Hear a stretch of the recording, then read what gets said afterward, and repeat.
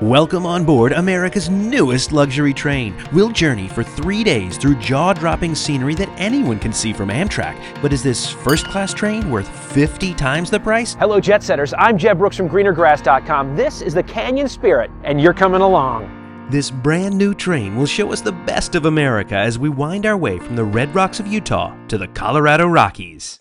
Welcome to Salt Lake City, where our journey begins. This is 3 days of the most epic scenery in the United States. As always, we paid for our own tickets on this trip. However, we gotta tell you, you can take the same route on Amtrak for as low as $53. Our ticket's over 50 times that price. We're gonna find out, is it really worth it? And along the way, we'll tell you who this trip is for, and maybe more importantly, who it's not. You see, we bought tickets on the very first trip from Salt Lake City to Denver to show you exactly what this experience is all about. So let's get it started in Canyon Spirit's Guest Center. This is not a sleeper train. Instead, hotels are included in the price of a ticket. That also means they'll collect our bags and deliver them to our hotel room tonight. A short motor coach ride delivers us to Salt Lake City's train station. Strange to be here at the Salt Lake Station during the day. The last time we were here, it was the middle of the night. If you remember that, leave a comment below. Amtrak's California Zephyr may follow the same route we're on today, but it leaves Salt Lake City at 3:20 in the morning. Our 8:30 a.m. departure, on the other hand, guarantees well-rested passengers and sun-drenched views. Everyone was ready to start this journey. The incredible crew had even rolled out a red carpet for our arrival. And our seats right at the front of the car looked comfortable and were preloaded with plenty of information about what to expect over the next 3 days, including today's route from Salt Lake City south to Thompson Springs just outside Moab, where we'll spend tonight. Well, we are on board and comfortable. I think my favorite part of this train has to be these massive windows, which are going to be epically useful on such a scenic journey. It's not much to see right now, but that'll change. Now, we've never seen this section of track because coming into Salt Lake and leaving Salt Lake on Amtrak on the Zephyr, well, that's always at night, so we're starting off with a bang, I'm sure of it. And we are on our way now. Kick things off with a beautiful toast with mimosas. Breakfast is about to be served. Suzanne's having the French toast. I'm going to go for the huevos rancheros. I think you eat really well here on the Canyon Spirit. Each day, we'll cover between 180 and 220 miles, which means being on board about 6 hours. That also means we'll have time to explore our stops in both Moab and Glenwood Springs. Both are places well worth an investment of time, and we can't wait to share our plans for these special places with you. But first, there are 2 categories of service on board the train. The Signature Experience is available to everyone. It includes all your meals on board, the hotel stays along the way, and dedicated crew to take care of you. Everyone on the train has access to my favorite spot, too. The Canyon Spirit does not have a true observation area. Instead, they've opened up these vestibules with the Dutch doors, so you're able to get some fresh air and get some great views of the train from here. But there's also a Premier upgrade, which we chose to buy. With it, you'll get more premium drinks, additional snacks, and best of all, more space in the form of 2 additional cars. By booking a Premier ticket, you get access to not 1, but 2 different lounge cars. And inside these lounges, you'll find a complete bar with a specialty cocktail and mocktail list. You'll also find snacks here pretty much all the time. Now, all your drinks are included with Premier, along with your meals, of course. They even run special programs in here during the trip. For example, we'll get to taste local Colorado whiskeys on our last day. Oh, the bathrooms on board are all large and clean, just what you'd expect. Nothing really to report beyond that, but they'll do the trick. Meanwhile, back at our seats, it's time to start breakfast. First up is a Utah scone. It was described by the chef as a cross between a funnel cake and a beignet, so let's try it. Not as dense as a normal scone, I like it. Not cinnamon sugar. The crew does a great job of explaining what we're seeing along the way. For example, this is Utah Lake perched in front of the Utah Mountains. It's a remnant of Lake Bonneville, which tens of thousands of years ago covered most of western Utah. This lake averages only 9 feet deep. Now, there's no dining car on this train. Instead, the food is delivered right to your seat. Our main courses arrived. Again, Suzanne went for the French toast, which was filling and flavorful. And the huevos rancheros I ordered, well, they were also tasty. The corn was just so fresh. We made this trip in April and caught our first snow-capped peaks of the trip just outside Provo. We were offered the opportunity to book one or both of these tours while on board the train. I'm really sorry we didn't know about this before boarding today because we already made plans of our own tonight. Anyway, if you want, you can sign up for a tour of Canyonlands National Park after the train arrives this afternoon, and also of Arches National Park before we leave again tomorrow. The morning continued as we began our climb, and we'll pass through 50 tunnels on this trip, most of them coming in the final afternoon. And a highlight of each tunnel? Well, it has to be not knowing what you'll see on the other side. Now, wildlife spotting is a fun part of this trip. Much of the journey is through rugged terrain where it's not unusual to see bald eagles, pronghorn sheep, foxes, even elk, and passengers are encouraged to keep their eyes open and call out to others in the car if we see anything. There are 41 people in our car today, with 13 more joining tomorrow. We have 6 crew members looking after us just in our car, and there are 13 pieces of equipment across this train, including 2 GP40 locomotives delivering 6,000 horsepower. We were barely out of Salt Lake City, and the scenery had already been non-stop. I was grateful that the seats have plugs, so my camera stayed charged. Just finished breakfast not so long ago. There's no shortage of food though. Snacks galore.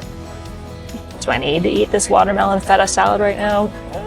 No, but I'm collecting data for you guys. Gotta try it. It's a nice snack. It's a really good snack. The lounges are closed during meals, but are pretty busy the rest of the time. Finding an empty table can be a challenge, so if you see one, grab it.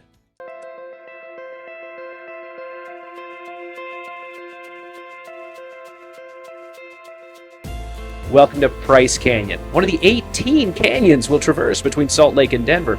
In fact, the canyons, well, that's how the canyon spirit got its name. And it's places like Castle Gate here in Price Canyon where these windows really earn their keep.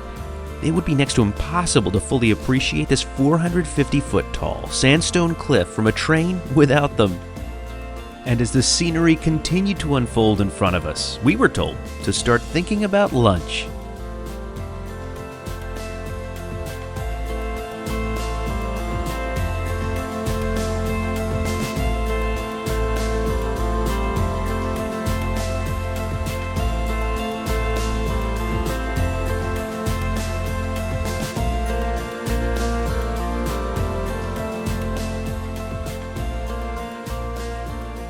Our light lunch kicked off with a prosciutto and melon appetizer. Meanwhile, outside the train, the landscape had completely transformed. We caught our first look at the Book Cliffs. They got their name because they resemble books on a shelf. At 250 miles long, this is the longest continuous escarpment in the world. We'll follow it for the rest of today and into tomorrow. Lunch also included an optional wine pairing. Suzanne planned to order the prawns, so she had a glass of the Sauvignon Blanc. I opted for the Colteras Cabernet Sauvignon, and believe it or not, this Colorado wine was one of the highlights of the whole trip.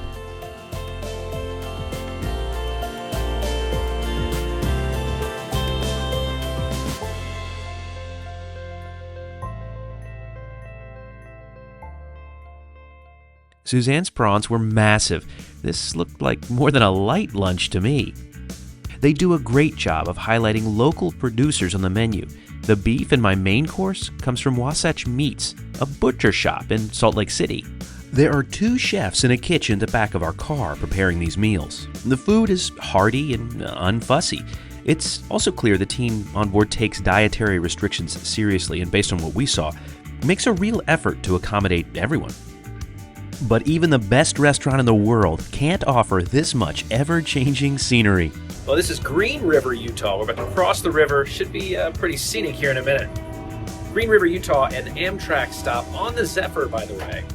Well, I got a little ahead of myself. First, we'll need to pull onto the siding while this freight train passes. You see, our train, which is essentially a scenic train, has the lowest priority on these tracks behind both passenger and freight trains. But despite our low ranking, we were pretty much right on time for our entire trip. Also, unlike an Amtrak train, you cannot get off the Canyon Spirit except for designated stops at the end of each day. And speaking of the end of the day, off in the distance, we got our first hint at our destination for this day. Those are the La Salle Mountains, located near Moab, where we'll stop for the night. These mountains were named by Spanish explorers who couldn't believe there could be snow-capped mountains in the middle of the desert. Believing that snow must be salt, they named them La Salle, Spanish for salt. The Book Cliffs continued on our left side, but the small town of Thompson Springs appeared on our right, and that means the train is stopping. With only 34 people living here, the population swells when the Canyon Spirit comes to town. But we didn't stay long. Instead, we hopped on motor coaches for the ride into Moab, where adventure awaits us all. We've made it to Moab. Now, Canyon Spirit takes care of your hotel reservations. They've got 3 hotels on this particular trip, and we're here at the Hyatt Place. And we actually do have quite a bit of downtime here in Moab, so we plan ourselves an excursion. It was a little confusing figuring out the excursions and off-train options. Let's get into that a little bit more here. And to do that, let's head out on an off-road adventure. It's nice to have this time in Moab. It's something that makes this train special. Amtrak doesn't even come to Moab. Unfortunately, we never knew about those add-on tours of the national parks until we boarded the train this morning. However, the Canyon Spirit website showed several other tours, including the one we booked, a Hummer Sunset tour for an extra $145 each. It was a bit stressful telling them where to pick us up since we didn't know where our hotel in Moab would be until yesterday, but it all seemed to work out. Well, this is a big adventure. Sure is nice to have this downtime off the train. This is a big win. Yeah, for sure. That was an epic first day here on the Canyon Spirit. I think it's time for bed, though. Yes, we are not going to make it into town tonight. We're getting a little takeout and early to bed tonight. Because tomorrow we continue the journey on to Glenwood Springs. Glenwood Springs, here we come. Good morning from Moab. That was a great night of sleep at the Hyatt Place. The train doesn't depart till noon. We have a pickup from the hotel at 11. The hotel is about a 20-minute walk into town, so we thought we'd stretch our legs a bit, explore a little, see what Moab is all about this morning. You got to check out the rock shop when you're in Moab, right? In addition to these rocks, there are plenty of other shops in town too, and with around 5,000 residents, Moab has a bustling tourist trade with tons of tours like the one we took last night. There's plenty to see and do here, but we've got to get back to the hotel. The crew collected our suitcases from our rooms, and again, the next time we'll see them will be in tonight's hotel in Glenwood Springs. And a short 10-minute motor coach ride took us over the Colorado River, past the stunning entrance to Arches National Park, and finally to these tracks, which are used weekly for transporting potash and where our train is waiting for us today. More about the tracks in a bit. We've got to get on board. Today, we'll cover the 194 miles out of Moab and onward over to Glenwood Springs. This promises to be a beautiful day on the train. Day 2, and we're on our way right on time. And as the team here in Moab waves goodbye to us, we set out. Your maximum speed on this jointed rail is only 25 miles per hour, and that'll be the case until we rejoin the Rio Grande main line in just a bit. You see, these 39-foot rail segments are the cause of the distinctive clickety-clack sound that can be heard on this section. Meanwhile, back on board, the good times are getting underway. It's just after noon, which means it's time to think about another meal on board. And we've left the track from Moab behind. We've rejoined the Rio Grande track, and we are on our way. Next stop, Glenwood Springs. This train has uranium tailings in it. It's actually used to remove the uranium that was mined back in Moab. About once a week it comes out here and they bury the stuff right here where it'll live out the next 1,000 years or so. I'm glad to give that some space. You'll also notice we've picked up a lot of speed, and the reason for that is because this track, well, it's a lot smoother than the track we were on in Moab. We could only max out about 25 miles an hour back there, but here we can get as high as 60 miles an hour. And there are the La Salle Mountains, which we saw yesterday. They're currently 50 miles due south of us. But soon, much closer to the train, we encountered Cisco. This is one of the country's best-known ghost towns. It was even featured in the movie Thelma and Louise. What are we talking about? The premier upgrade. We've got the premier upgrade. which includes all your beer, wine, drinks, anything you want really. And they try to feature local spirits, local wines. I'm having a Colorado wine, which is not too far off the tracks here. And I'm having a Pinot Noir from the Willamette Valley, so not exactly local, but still pretty cool to have U.S. featured wines on board. Let's give it a try.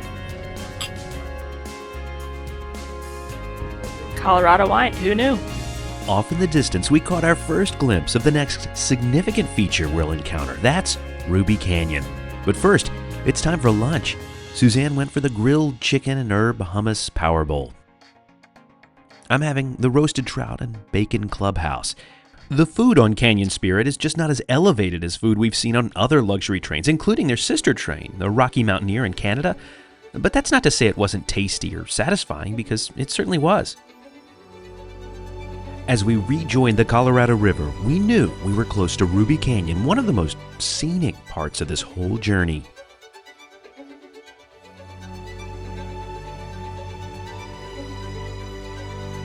For about 25 miles, we snake our way through these sheer, ruby-red cliffs. This also marks the border crossing between Utah and Colorado, boldly marked in white paint above.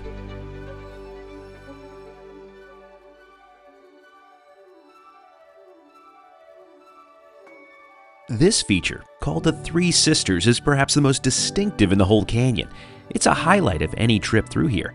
Now, the only way to see it is by train, foot, or river raft, and while most of the rafters offer a friendly wave, some have developed an unfortunate way of saying hello to passenger trains. Thankfully, the scenery is an easy distraction from the moonscapes on the river.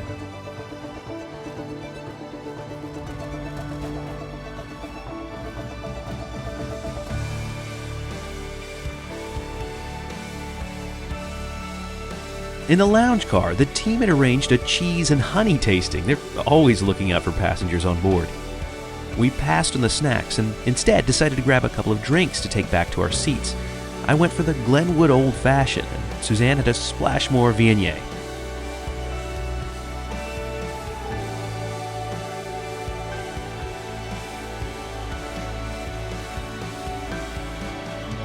This is Palisade, Colorado, which finally marks the end of the booked cliffs. We've been following them since yesterday morning. They're capped by the beautiful Mount Garfield, named for our 20th president. We spotted Grand Mesa, the largest flat-topped mountain in the world, just before passing through Colteris Vineyards. This is where the Cabernet Sauvignon I had yesterday comes from. Now, I am really loving the pace of this trip. The train seems a little slower.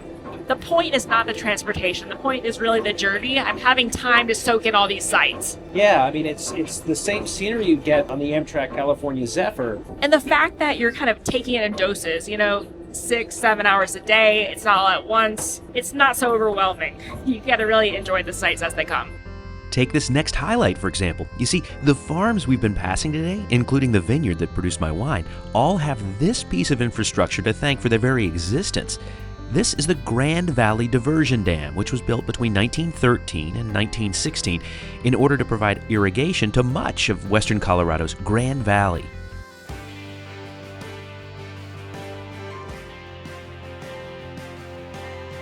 Welcome to the 15-mile-long Debec Canyon. That's Interstate 70 just behind the Colorado River. This is also home to a siding we're going to call home for a few minutes, and for a really good reason.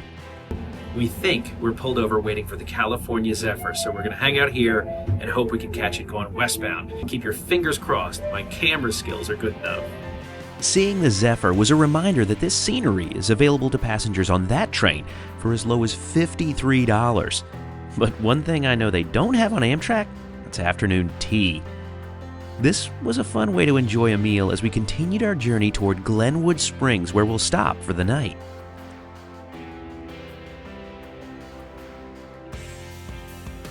I definitely preferred the savory options, but the sweet side of tea comes from Gâteau Bakery in Denver and is a variety of bite-sized cakes from vanilla to lemon to chocolate. They were all great, but Suzanne had a clear winner. Salted caramel, this might be the winner.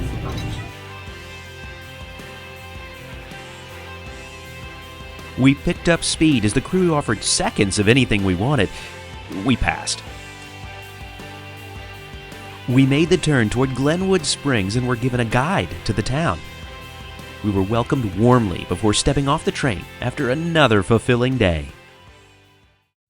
After about 6 hours on the train today, here we are in our home for the night, Glenwood Springs, Colorado. It is so nice to be back here. Are we gonna go to the springs? I think we have to. They're world famous. Don't you feel like you need rejuvenation? I feel rejuvenated anytime I'm on a train. I don't need waters to rejuvenate me. The train does that.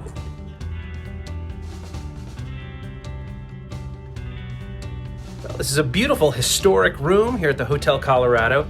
But now I think it's time to get settled in here and see what Glenwood Springs has to offer. I did not feel quite right taking my camera in there, so you'll have to trust me when I say that was an adventure, wasn't it? Absolutely. Bucket list, check. Pools of all temperatures, very relaxing. For sure. Do you feel rejuvenated? Absolutely, but this whole trip has been fairly relaxing, so yeah. I think it has been too. I really had fun with the cold plunge. That was my first time doing it. Probably not my last. Braver than me.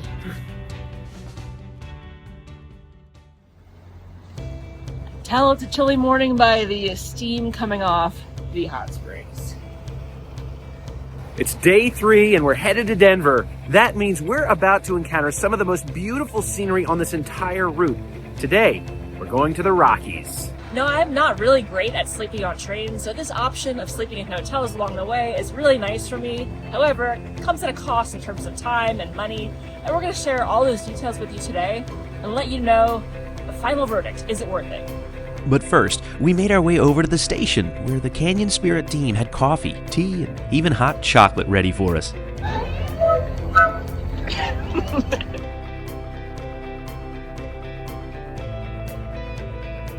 We settled in for the 184-mile journey from Glenwood Springs through to Denver.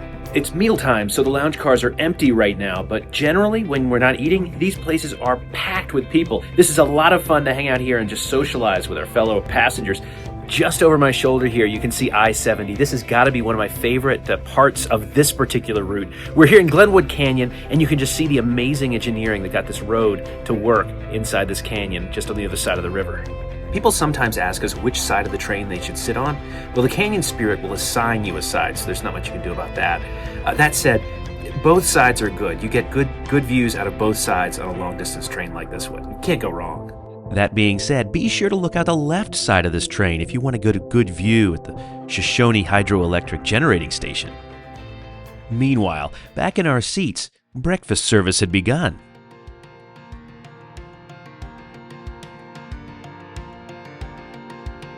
Are you supposed to use a fork for a cinnamon bun? I don't care. I am. We rolled right past Dotsero. This is Colorado's only active volcano. It last erupted back in 2200 BC, but the U.S. Geological Survey, they considered a moderate threat to impact air travel if it were to erupt. No reports on the impact of train travel, though. That said, I'm awfully glad to put it behind us. It's also here at Dotsero where we make this wide turn toward the Moffat Tunnel, one of the most exciting parts of this journey. But first, our main courses had arrived. The Front Range plate for me, and the beautifully presented avocado toast for Suzanne. I'm not sure there's anything quite as relaxing as simply watching the world pass by from the comfort of a train.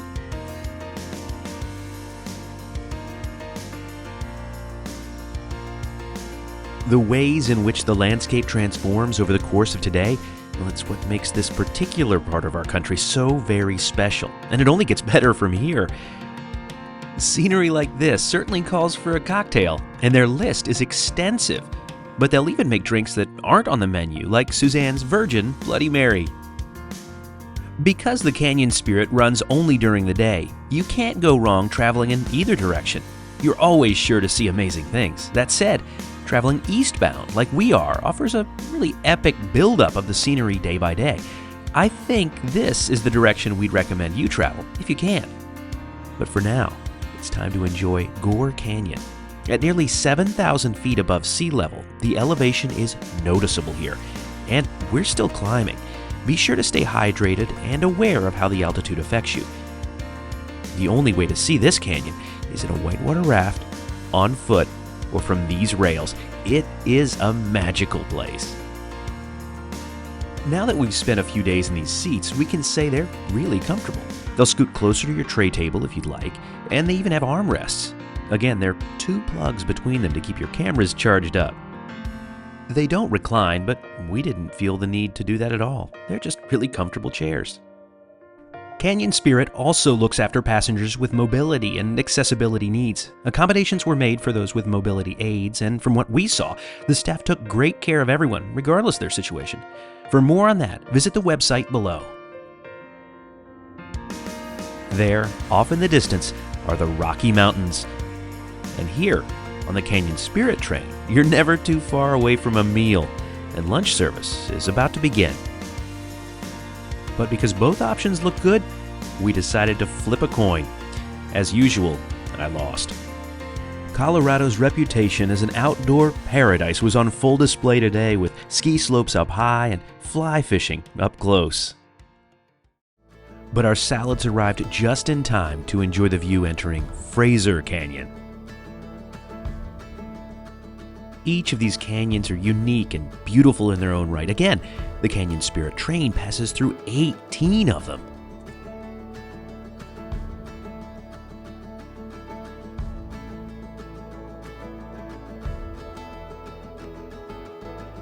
Suzanne winning the coin toss got her first choice for main course, so she picked the lasagna, which was hearty. But I certainly did not lose when this chicken arrived. It was filling and flavorful. We were lucky enough to be eating lunch at the highest point of this trip, here in the Moffat Tunnel.